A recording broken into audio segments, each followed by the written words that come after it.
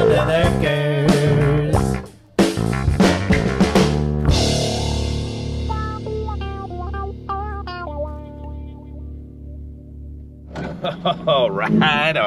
right, YouTubes. We're gonna head out. I got a little under-counter Hoshizaki with a bad dump valve.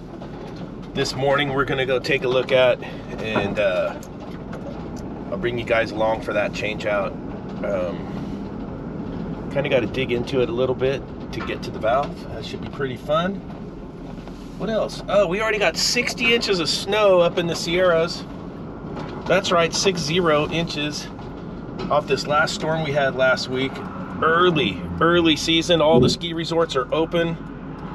I actually would have went snowboarding today if I didn't have work, so I was gonna head up there, and that's good for California's drought situation. So that's looking good for a nice early ski season. That's really good. And then over here, Felipe, thanks Felipe, sent me some Eletech digital gauges, and we get done fixing the ice machine, we can take a look at those and go through them, and stay tuned for that. And I'll see if I get you a shot of the little sunrise right here.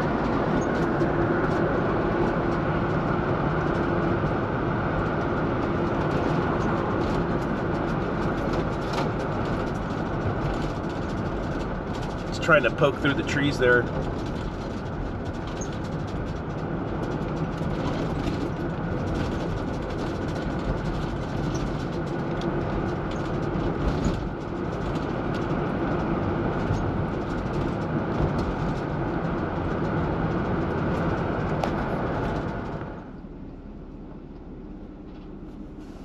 All right, I came out here the other night on this Hoshizaki, and what I noticed was, this is our filter and our on-off switch. When it would, I'll turn it on right here. It's a little under counter, a little 150. What I noticed was when it would fill up with water, and we're just starting our fill cycle, I wouldn't fill up with water. So it's coming in. It comes in slow, but it's coming. And I noticed it was draining immediately down the drain. That's our drain. It goes around the back and then comes out right there. So we can't fill up our sump, because as it's trying to fill, the water's going around. And what I ended up finding was, in the back on the bottom, if you've ever, let me show you real quick. If you ever have to take off these, the front cover on these ones, there's a little indentation right here. You'll see the little arrow. Just push down, and then there's also one right here. Push down, and then this comes out. It's just clipped in right there.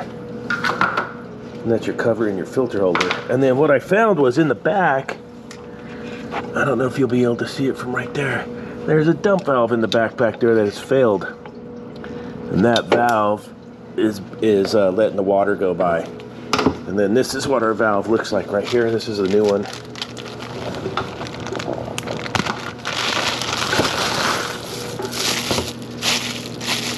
This is our new valve right here. And in order to get to that, I'm gonna have to take the, move the ice maker, get to the back of the ice maker to get to it. So let's get into this thing. This should be pretty fun. Once I can get to the back of the ice maker, I don't think it's going to be that big of a deal. Get to the back of the machine. Looks like we got one Phillips screws down here, one over there, and we'll get this back plate off. And the valve sits right there. Let's get this plate off and I'll show you. All right, and there's our dump valve right there. Wire connector, water in, water out, and 2 Phillip retainers. We'll get those off of there. All right, so you take off those 2 little hose clamps, get your valve out, and there's your valve right there. And we can tinker with it. Looks like we got the right part. The new one does not have the wire connector on there, so we could just splice the wires in. See that? Check your coil voltage, 115 volts, 60 hertz. And pretty simple.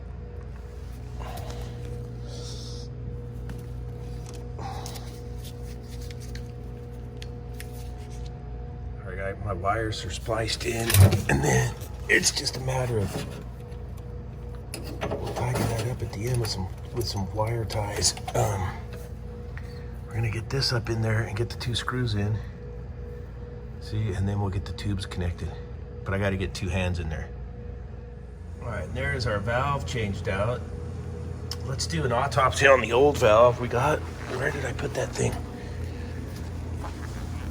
Right here. Let's take a look at the old one. I always like to blow through them.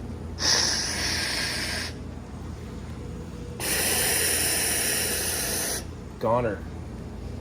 Let's see if the diaphragm's ate up or if it's got some scuzz in it. Let me take it apart. We're just gonna take these 4 screws out right here, these retaining screws, and then we'll be able to pull it apart. Okay, got it apart. And as usual with Hoshizaki, it's got a piece of the ice guide in it. See that right there? I go ahead and replace it. You can see all the scale on there too, on the diaphragm. Usually what happens is the diaphragm will get chewed up, and then the diaphragm rips and leaks. But I got a new valve in there, but that was the main reason right there. A little chunk of that looks like a little piece of the ice guide. See that right there? It's plastic. Sitting right on my valve seat.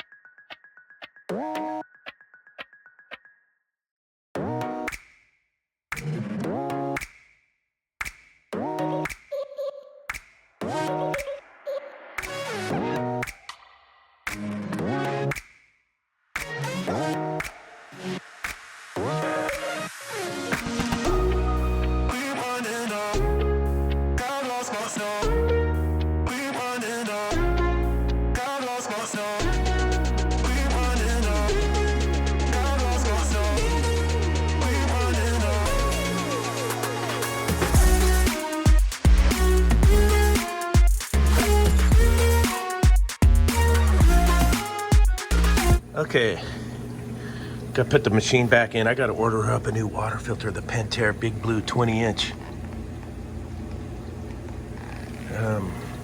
Now we're filling with water again, you can hear it. And we're not dumping down the drain. So our sump will be able to fill up with water, our float switch will make, and we'll be able to go into a freeze cycle. Condens are not too bad. I think I just did the maintenance out here not too long ago.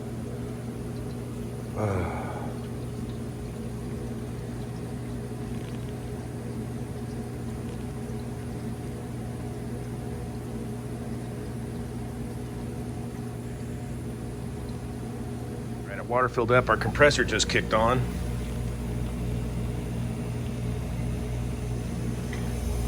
And we are in defrost like it does with all Hoshizakis. It's gonna harvest first, and then it'll come out of harvest and go into the freeze cycle.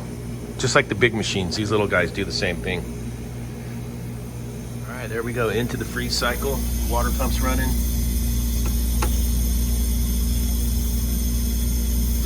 And we're gonna make some ice. I need to go on the roof and change the belt on the exhaust fan. They asked me to do that too. So we'll go and do that while this is running a batch. I gotta throw my ladder on out front, and then we'll, there it goes, freeze cycle. You hear it click over right there. It went from harvest into freeze mode. Perfect. Water pump's running, we're in freeze mode. Let's go change that exhaust fan belt. We'll let this make ice, and then we can check on it. Yeah, she knows her restaurant really well. So she knew I was coming out this morning to fix the ice maker. She's all, hey, change that belt on the exhaust fan too. Look, just in time. Just in time. Look at there. Crack a H.V.A.C. Or crack-a-lack, shick-lack, shick-shack. Crack-a-lack. Crack is back. I always keep a spare in there. I had 2 spares, but the other spare looked pretty old. I know that was a newer spare, and then I got a brand new freshie off the van. Just in case we get into emergency mode on a Friday night. Let me put the camera down and spin this on. All right, this is the Eletech LMG10 digital gauges. Very similar to the old Testos. Probes are real similar. If you look in there, the pin connectors, a little bit different than a Testo, but similar. The gauges themselves, we'll let them boot up. They're pretty nice. You can cycle through all the refrigerants that are programmed into these. They got tons of refrigerants in there. We're going to cycle through here until we get back to the 134As. Ooh, I can hear the ice makers getting ready for a harvest. We'll go check that too while we're looking at this.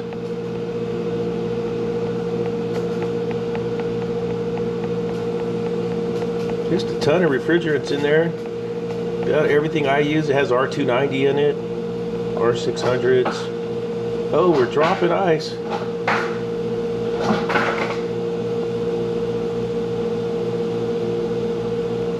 It's got all the car air conditioner stuff. So it's just quick press. Those two, you can go vacuum test, pressure test, same as it is on Testo. You hit the play button to start your time, get your deviation, and then back to the home screen. Now the vacuum test, I don't know what that does. It just shows you a deviation percentage. Let's see what we're doing over here. Oh yeah, look at ice, ice baby. We're back. Classic Hoshizaki cube. She did her thing. So you, yeah, it would just show you a deviation of the vacuum and a percentage. But so it just has the basic gauge, superheat, subcooling. Superheat, subcool. That's all you really need. It'll do the delta T of your 2 temperature probes, and then your basic stuff: evaporator temperature, condensing temperature. I like these the build quality on the rubber on this is really good. The ABS plastic feels good. Look, it fits right in your hand. Look at that. Hand size gauges again. And I think it'll do what it's supposed to do. It's just a basic digital manifold. And Felipe sent those out to me. Really appreciate that, Felipe. That's really nice. I'll get them in the starting lineup and give them a tryout. And there's your on-off button. You got your 0, your backlight, start, stop, and your mode selections.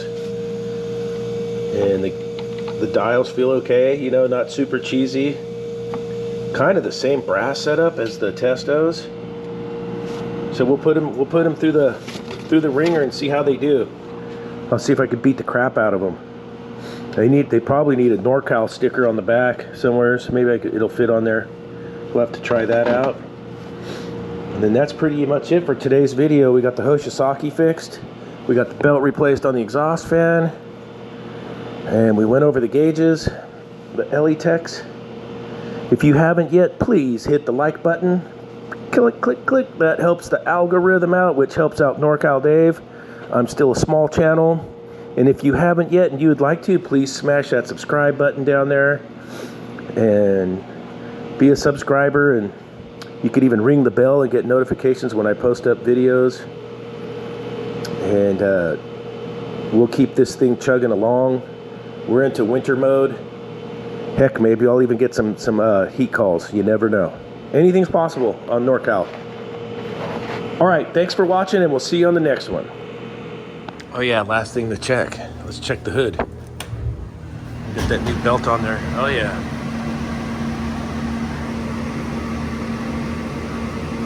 She's sucking. All right.